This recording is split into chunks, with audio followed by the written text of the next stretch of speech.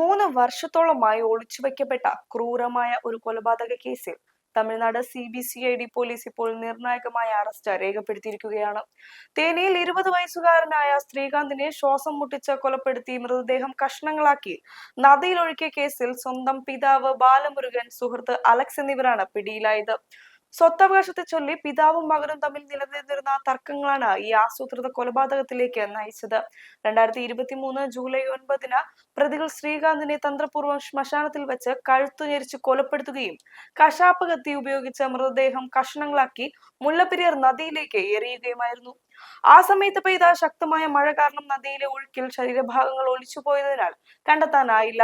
മകനെ കൊലപ്പെടുത്തിയ ശേഷം കാണാതായ മകനെ തിരയാൻ അമ്മയോടൊപ്പം ചേർന്ന് പിതാവ് അഭിനയിക്കുകയായിരുന്നു. വർഷങ്ങൾ കഴിഞ്ഞിട്ടും വിവരമില്ലാത്തതിനാൽ അമ്മ മദ്രാസ് ഹൈക്കോടതിയെ സമീപിച്ചതോടെയാണ് 2026 ഏപ്രിലിൽ കേസ് അന്വേഷണം CBCIDക്ക് കൈമാറിയത്.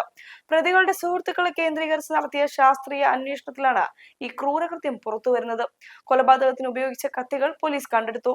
ഇത്തരം ആസൂത്രിത കുറ്റകൃത്യങ്ങളിലെ പ്രതികളെ നിയമത്തിന് മുന്നിൽ കൊണ്ടുവരാൻ കൃത്യമായ അന്വേഷണം അത്യാവശ്യമാണ്.